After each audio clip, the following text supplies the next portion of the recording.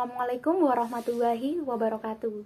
Selamat datang di channel YouTube saya, Eka Ayu Prihartini. Perkenalkan, saya Eka, mahasiswi S1 Ekonomi Pembangunan, Fakultas Ekonomi dan Bisnis Universitas Jember. Pada kali ini, saya akan mengajak kalian semua untuk mendiskusikan bersama mengenai materi struktur modal. Kebetulan, mengenai materi ini, struktur modal bagian dari tugas kelompok saya, yaitu kelompok 1. Saya dengan NIM 1708110101037. Untuk materi struktur modal yang akan saya bahas pada kali ini terdapat beberapa cakupan, di mana cakupannya sendiri terdiri dari pengertian struktur modal secara umum, pengertian struktur modal dari beberapa ahli, dan teori-teori yang mendasari dari struktur modal, tujuan, fungsi, komponen dari struktur modal sendiri, dan contoh-contohnya. Selain itu, saya juga akan menjelaskan di sini sedikit menjelaskan faktor-faktor yang turut berpengaruh terhadap struktur modal. Sebelum kita menyimpulkan sebenarnya apa sih yang dimaksud dengan struktur modal itu, maka ada baiknya jika kita melihat pengertian dari struktur modal yang dikemukakan oleh beberapa ahli. Jikalau kita mengacu pada pengertian struktur modal yang dikemukakan oleh Gerstenberg, dia mengatakan bahwasanya struktur modal suatu perusahaan mencakup keseluruhan sumber daya modal dalam jangka waktu panjang, di mana sumber modal tersebut dapat berupa pinjaman, saham, cadangan, dan obligasi. Tetapi beda lagi dengan John G. Hampton, dia mengatakan bahwasanya struktur modal dari perusahaan sendiri merupakan kombinasi dari efek hutang dan ekuitas yang terdiri atas pembiayaan aset perusahaan. Nah, sementara I.M. Pandey, dia mengatakan bahwasanya struktur modal sendiri merupakan campuran dari utang maupun sumber modal jangka panjang, di mana di sini bentuknya dapat berupa surat utang, utang jangka panjang, modal saham preferensi, dan modal saham ekuitas termasuk cadangan dan surplus. Dari ketiga pengertian para ahli tersebut, kita dapat menyimpulkan sebenarnya yang dimaksud tentang struktur modal ialah merupakan tolak ukur atau ukuran mengenai struktur modal perusahaan, di mana dia menggunakan modal dalam menjalankan operasional perusahaannya, baik itu berupa modal sendiri, utang jangka panjang maupun utang jangka pendek. Kenapa sih struktur modal itu menjadi penting bagi perusahaan? Karena struktur modal suatu perusahaan akan menentukan posisi finansial perusahaan itu sendiri nantinya. Jadi, bagi sebuah perusahaan juga sangat penting dalam memperhatikan komponen struktur perusahaan ini. Tidak hanya bagi perusahaan, ini juga nantinya akan bermanfaat bagi investor. Untuk selanjutnya, yang akan saya bahas mengenai struktur modal yaitu teori-teori yang mendasari struktur modal sendiri. Pada umumnya yang saya ketahui mengenai teori-teori yang mendukung struktur modal ada beberapa, yaitu yang meliputi teori pendekatan tradisional, teori trade-off, teori pendekatan Modigliani dan Miller yang terkenal juga dengan teori 2 atau double M. Ada juga teori pendekatan asimetris informasi dan signaling, dan yang terakhir yaitu ada teori pecking order. Yang akan saya jelaskan untuk teori sendiri mencakup dua teori, di mana yang pertama yaitu teori pendekatan tradisional. Nah, di teori pendekatan tradisional pada struktur modal di sini menjelaskan bahwasanya pada saat terjadi pendekatan tradisional akan terjadi pengelolaan dan pemetaan modal. Dalam artian di sini dalam teori ini struktur modal memiliki pengaruh yang kuat memiliki pengaruh yang kuat, di mana nantinya struktur modal suatu perusahaan disesuaikan berdasarkan nilai perusahaan yang lebih optimal, tujuannya untuk itu. Sementara untuk yang kedua yaitu teori struktur modal trade-off. Pada teori struktur modal trade-off di sini suatu manajer keuangan khususnya dalam membuat struktur modal dirasa efektif ketika struktur modal tersebut memasukkan atau mempertimbangkan faktor-faktor keuangan seperti pajak, biaya keagenan, maupun entah itu biaya sewa. Tetapi dalam pembuatan struktur modal yang berdasar dengan teori ini, ia juga memperhatikan asumsi efisiensi pasar. Nah, untuk pembuatan struktur modal berdasarkan teori ini, seorang manajer keuangan maka dia perlu memperhatikan bagaimana cara mengefisiensi pajak dan mengurangi biaya-biaya yang terkait. Setelah mempelajari mengenai apa yang dimaksud dengan struktur modal, baik secara umum maupun dari beberapa pendapat dari para ahli, dan teori-teori yang mendasari dari struktur modal, maka kita juga penting untuk mengetahui sebenarnya apa sih fungsi dari struktur modal dan sebenarnya juga apa tujuan dari struktur modal, sehingga menjadi atau dirasa penting bagi suatu perusahaan dalam membuat penataan yang baik dalam pembuatan struktur modal. Sebenarnya fungsi dari struktur modal sendiri kalau secara umum itu penting dilakukan untuk menata struktur modal yang baik. Ini juga merupakan bagian dari fungsi manajemen untuk membuat kondisi finansial perusahaan yang sehat dan kondisi keuangan perusahaan yang memenuhi persyaratan keuangan. Tetapi untuk detailnya sendiri, fungsi dari struktur modal ada beberapa. Yang pertama yaitu ialah untuk maksimisasi pengembalian. Maksudnya di sini yaitu memaksimalkan pengembalian dalam artian penataan struktur modal yang baik dapat membantu perusahaan dalam memaksimalkan laba perusahaan, sehingga ketika laba perusahaan dapat maksimal, maka otomatis bagi para pemegang saham maupun ekuitas return yang akan mereka dapatkan akan lebih maksimal, lebih besar.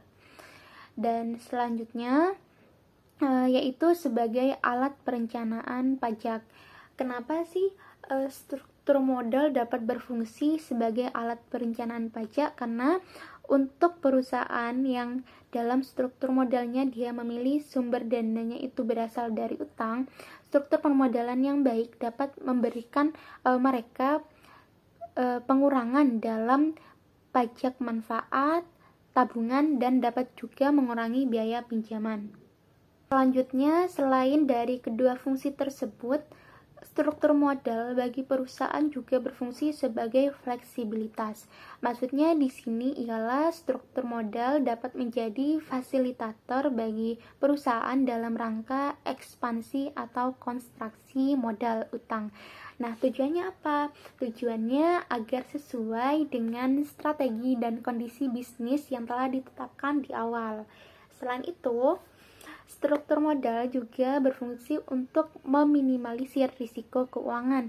Nah, kenapa kok dapat meminimalisir risiko keuangan? Karena struktur modal yang baik, struktur modal yang benar, di sana kita dapat mengetahui atau dapat mengatur proporsi antara utang dan ekuitas perusahaan.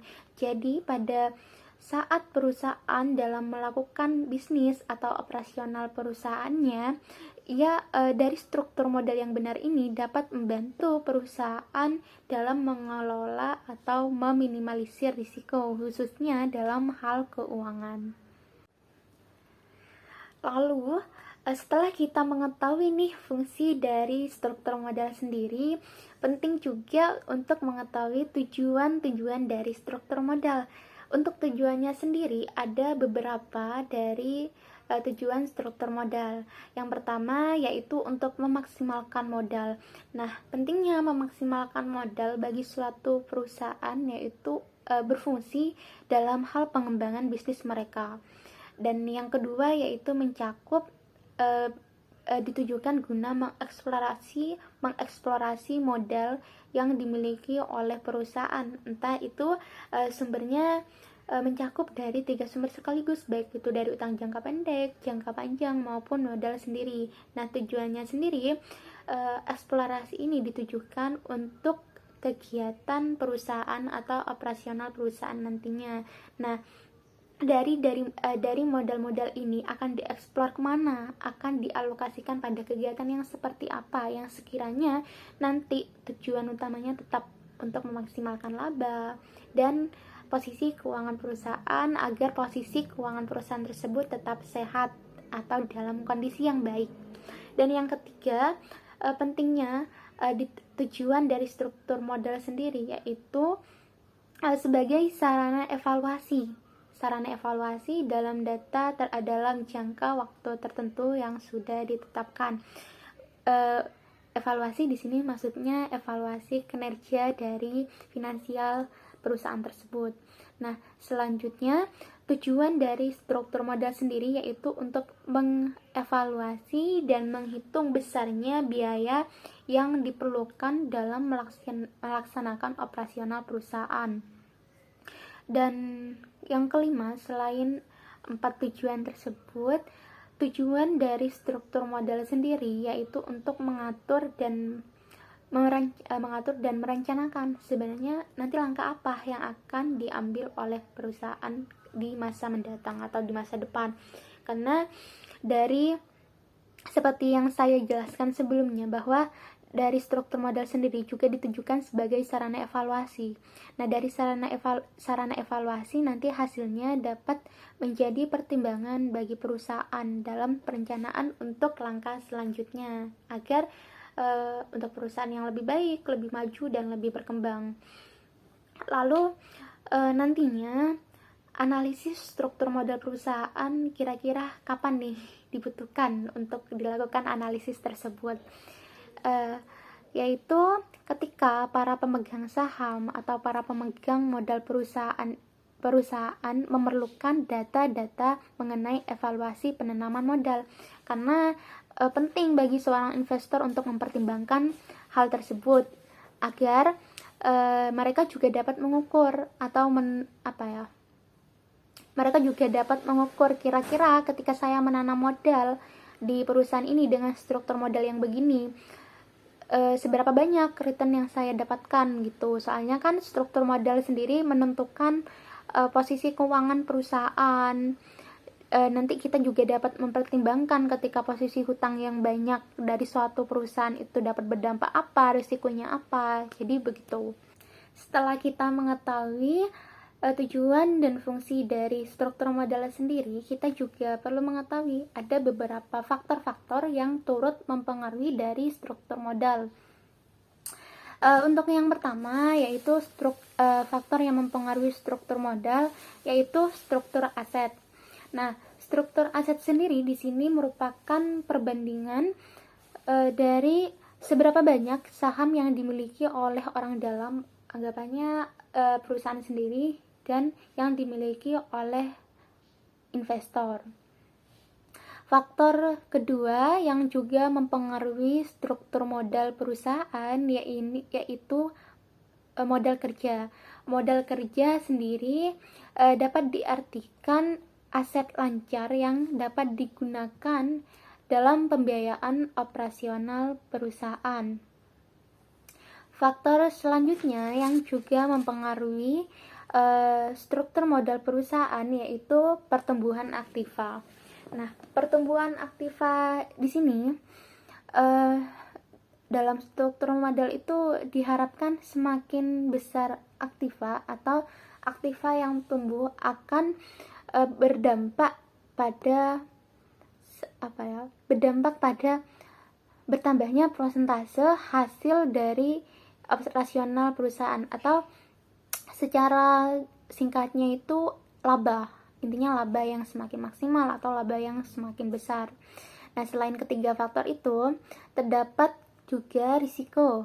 Risiko di sini dalam artian yaitu hal-hal yang tidak terduga atau yang di luar ketidakpastian perusahaan yang dapat berpengaruh terhadap struktur modal ini.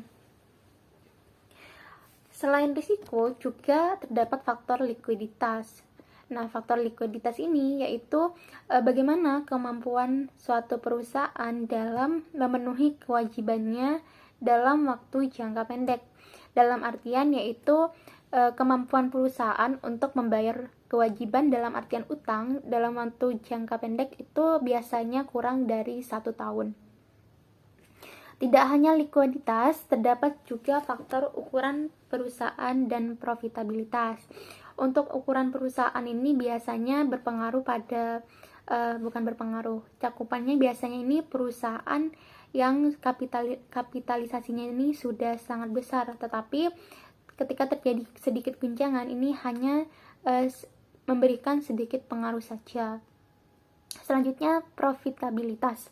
Nah, profitabilitas merupakan tujuan akhir dari perusahaan karena laba yang semakin besar sangat berpengaruh ya untuk kegiatan operasional perusahaan, baik investor maupun perusahaan itu sendiri. Kenapa profitabilitas itu penting? Karena ini merupakan penentu dari kebijakan atau planning yang sudah ditetapkan perusahaan di awal. Jadi terdapat 7 faktor yang berpengaruh terhadap struktur modal perusahaan. Nah, untuk selanjutnya, dalam struktur modal perusahaan itu terdiri dari 2 komponen. Intinya 2 komponen itu yang membentuk struktur modal perusahaan, atau bisa dibilang sumbernya ya. Untuk komponen yang pertama yaitu modal asing, dan yang kedua yaitu modal sendiri. Modal asing ini maksudnya modal yang bersumber di luar perusahaan, yang sifatnya biasanya jangka pendek atau sementara di perusahaan untuk menunjang kegiatan operasional perusahaan dengan konsekuensi bagi perusahaan yang mestinya nanti ada timbal balik dari penanaman modal ini sendiri. Nah, untuk jenis-jenisnya dari modal asing berupa utang jangka pendek, utang jangka menengah, dan utang jangka panjang. Untuk utang jangka pendek ini biasanya persentase waktunya itu kurang dari 1 tahun. Untuk jangka menengah di atas 1 tahun, sementara untuk jangka panjang itu pada umumnya di atas 10 tahun. Untuk selanjutnya modal sendiri. Modal sendiri yaitu modal yang berasal dari pemilik perusahaan yang tertanam di dalam perusahaan tersebut untuk waktu yang tidak tertentu. Untuk bentuk-bentuknya sendiri biasanya dari modal saham, laba, dan cadangan. Mungkin dari diskusi yang cukup panjang ini dapat kita lanjutkan pada part kedua yang belum sempat terbahas, yaitu contoh-contohnya yang nantinya akan lebih saya bahas secara detail insya Allah. Jadi kurang lebihnya saya mohon maaf jika ada kekurangan.